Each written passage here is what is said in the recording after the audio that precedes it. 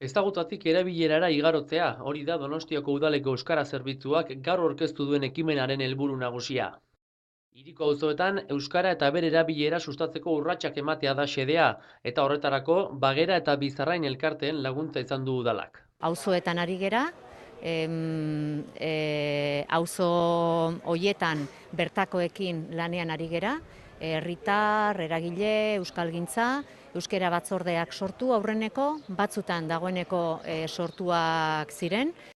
Donostiako udala hiriko 8 auzotan ari da eragiten, Altzan, Añorgan, Bidebietan, Egian, Intxaurrondon, Loiolako Herriberan, Martutenen eta Partezarrean.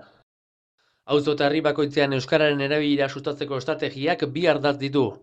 Elkarlana eta bertakoen parte hartzea batetik, eta auzo bakoitzaren errealitatera eta beharretara egokitzea bestetik. Estrategia ireki eta parte hartzailea da, eta auzo bakoitzean ahalik eta eragile gehienek parte hartzea bilatu da.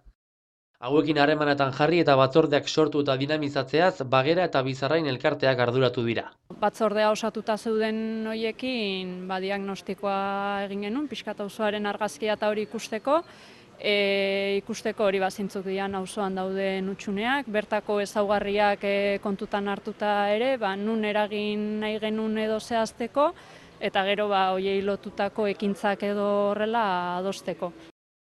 Donostiako auzoetan euskararen erabilera sustatzeko plan berri honek hainbat alorretan eragitea izango du helburu. Eremu informal eta egituratu gabeetan premia handia ikusi dute, baina beste hainbat alorretan ere eragitea aurreikusten da. Besteak beste, parketarrak ekimenak jarraipena izango du eta tailerrak eta bestelako ekintzak ere eskainiko dituzte. Askotariko ekimenak antolatuko dira beraz irailetik aurrera.